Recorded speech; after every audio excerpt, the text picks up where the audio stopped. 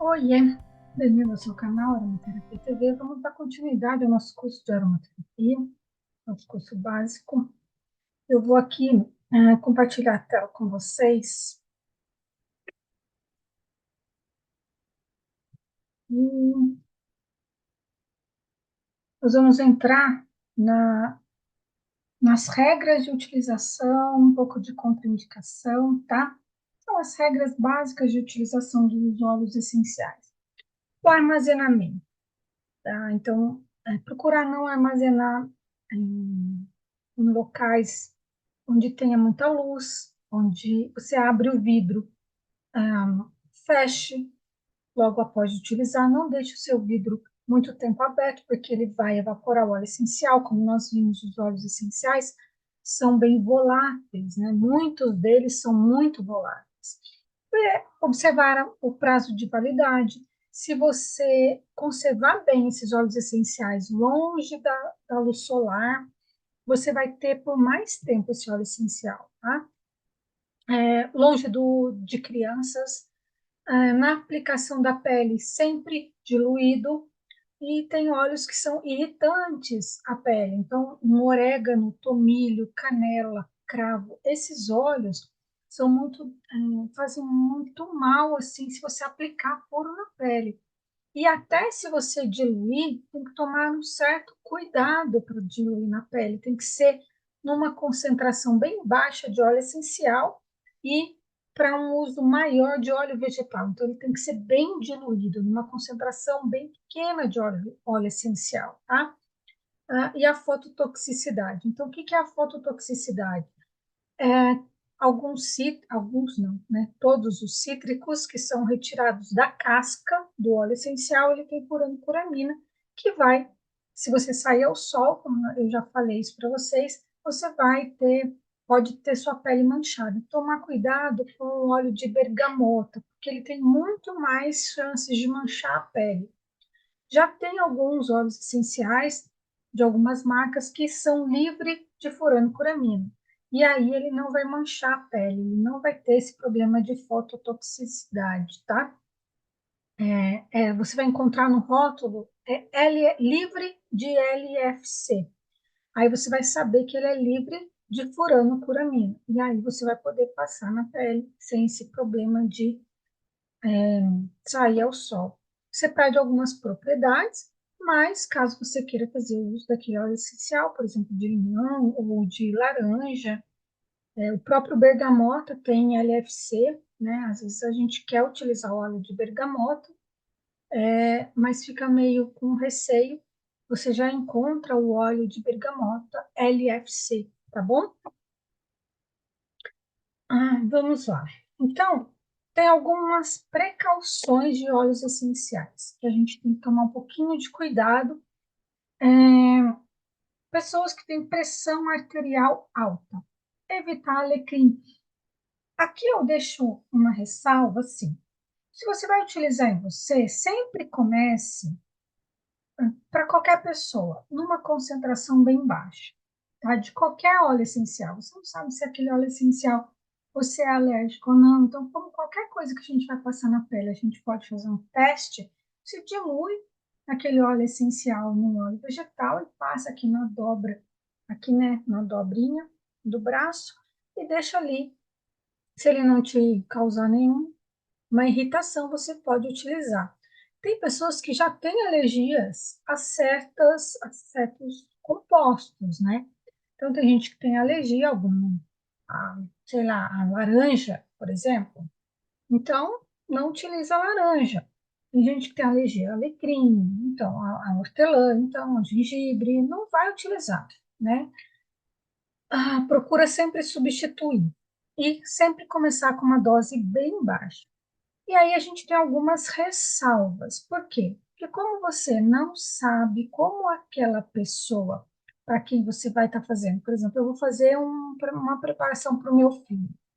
Eu sei que ele não tem pressão alta, eu sei que ele não tem problemas na pele, eu conheço ele. Então, eu começo com uma dosagem bem baixa e aí eu vou seguindo a tabela. Tem uma tabela no final que depois vocês vão poder utilizar essa tabela.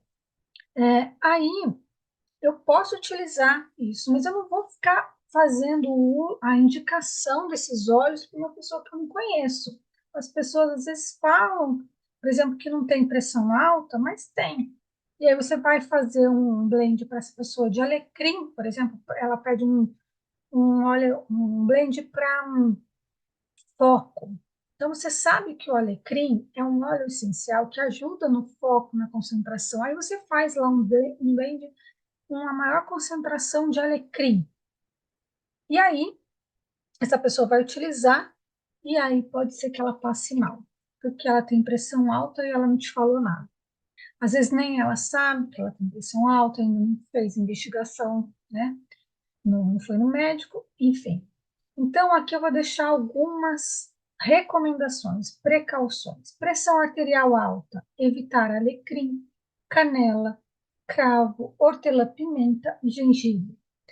Para quem tem epilepsia, deve ser evitados estes óleos porque afeta o sistema nervoso. Então, alecrim, canela, cravo, erva doce, hortelã-pimenta, todas as sálvias também, tá?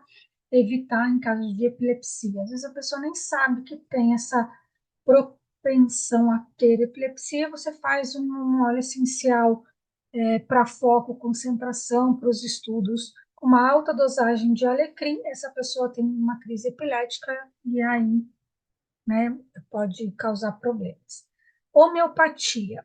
Quem toma homeopatia tem que ficar, não pode tomar junto com a homeopatia,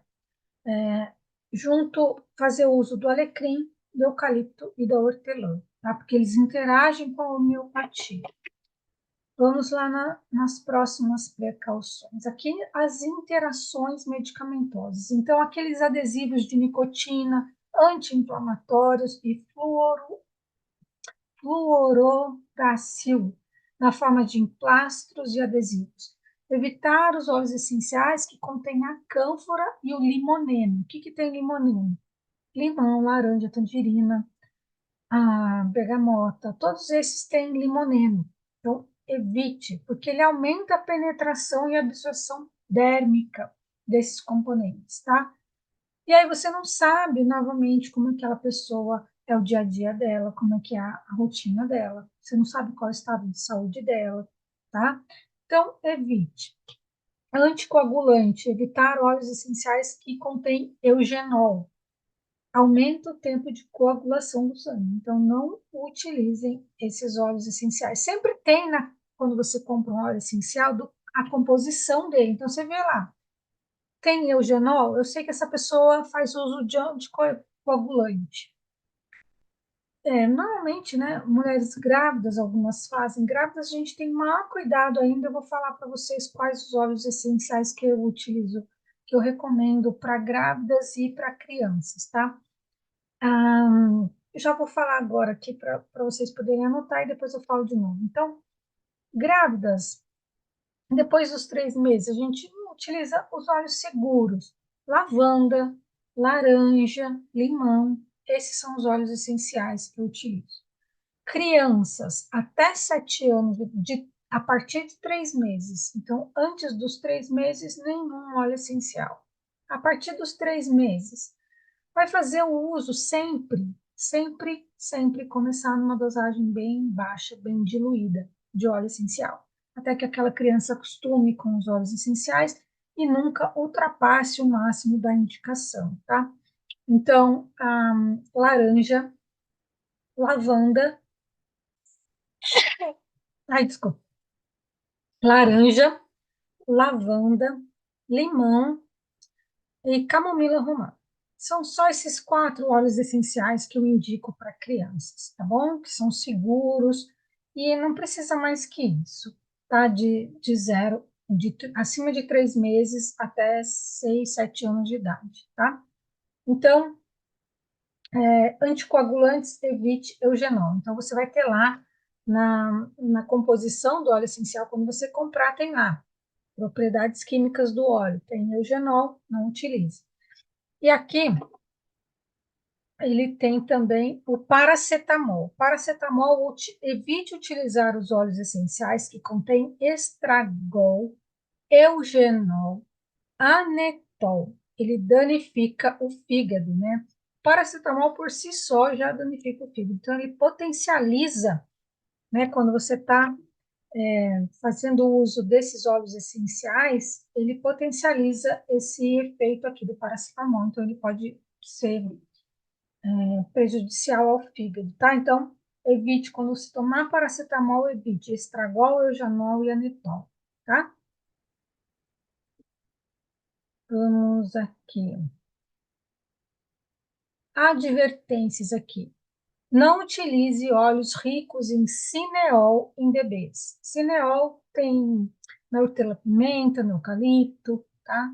Pois é sujeito a fechar os alvéolos pulmonares e também pode ser que cause alguns outros problemas, tá? Neurológicos. Então, evite utilizar, fique só com aqueles que eu indiquei aqui: laranja, limão siciliano, lavanda e camomila romana.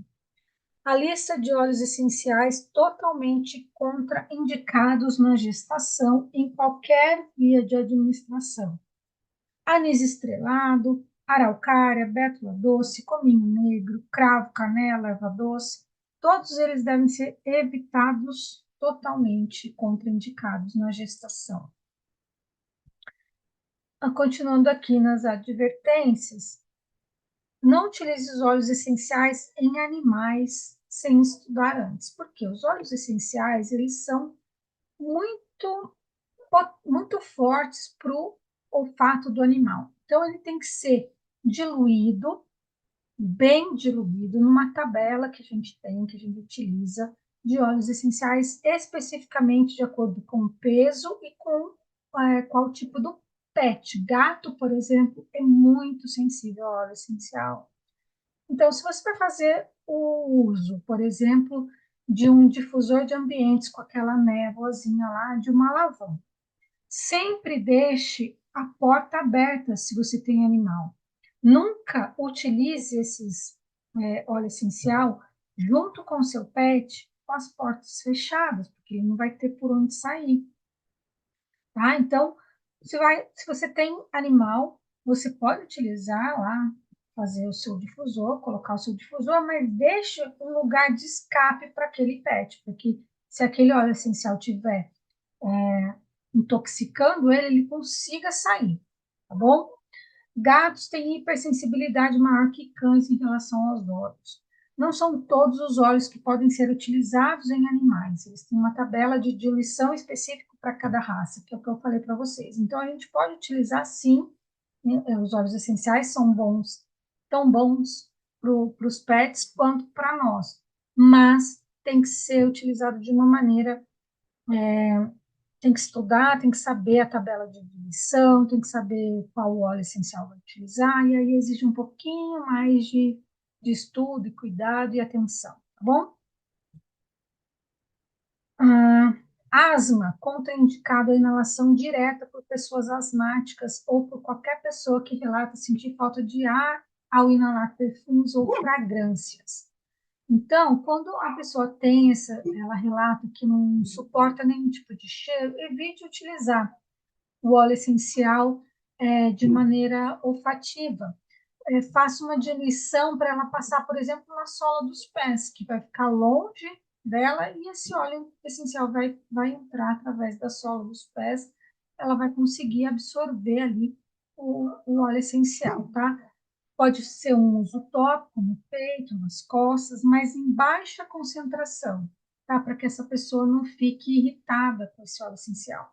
Asma, nunca quando a pessoa estiver na crise, você nunca utiliza a hortelã ou eucalipto. Procura utilizar um calmante nesses casos, onde ela está na crise, procura utilizar uma lavanda, a camomila, tá? Para que ela saia daquela crise primeiro, para depois você tratar. Isso num adulto, tá? Aí você pode fazer uso da hortelã ou eucalipto também, num adulto, tá? Mas durante a crise, procura evitar, se você não tem muito conhecimento, tá? Diuréticos. Por causa da ação antidiurética, o óleo essencial de anis estrelado pode interagir com medicamentos diuréticos se usado internamente. mas aqui eu não recomendo muito o uso interno por não fazer o acompanhamento com vocês, né?